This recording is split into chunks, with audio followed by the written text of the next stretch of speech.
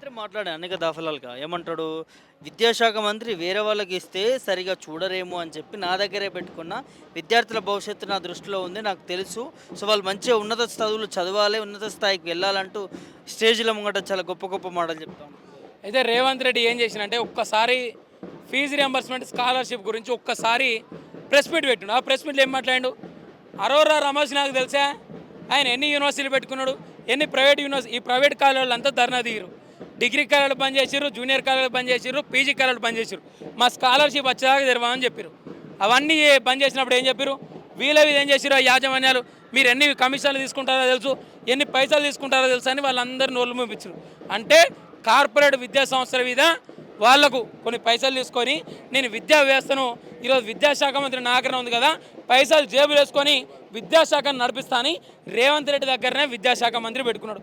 ఈరోజు రేవంత్ రెడ్డికి ఏ నమ్మకం ఉందంటే నీ ముఖ్యమంత్రి పదవి కూడా రేపు పొద్దున ఈ నాగ నుండి ఎవరైనా లాక్కుంటారు కావచ్చు, నేను భద్రంగా ఉండాలి, విద్యాశాఖ మంత్రి నుండి కొన్ని పైసలు వస్తాయి, కొన్ని వేల కోట్ల రూపాయలని దాచుకోవాలి, రేపు టీపీసీ ప్రెసిడెంట్ ఉన్నప్పుడు 50 కోట్ల 100 కోట్ల రూపాయలు కేటాయించి టీపీసీ ప్రెసిడెంట్ ఎట్లా అయిందో మళ్ళోసారి ముఖ్యమంత్రి కావాలంటే కొన్ని వేల కోట్లు రాంది నేను ముఖ్యమంత్రి కాను.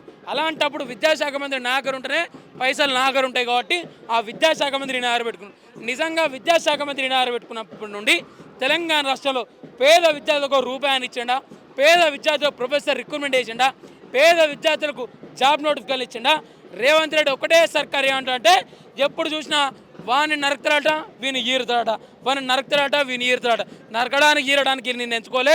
విద్యార్థుల బతుకులు బాగుతాయని మేము ఎంచుకున్నాం, విద్యార్థుల జీవితాలు బాగుంటాయని ఎంచుకున్నాం, విద్యార్థుల ఫీజు నెంబర్ చూడొస్తాయని ఎంచుకున్నాం, విద్యార్థుల ప్రభుత్వ కాలేజీలు బలోపేతమని ఎంచుకున్నాం, ప్రభుత్వ యూనివర్సిటీలు బలోపేతమని ఎంచుకుంటాం, విద్యార్థులకు ఈరోజు నాణ్యమైన బోధన అవకాశాలు దక్కుతాయని రేవంత్ రెడ్డిని ఎంచుకున్నాం తప్ప రేవంత్ రెడ్డిని నరకడానికి చీరడానికి ఎంచుకోలే.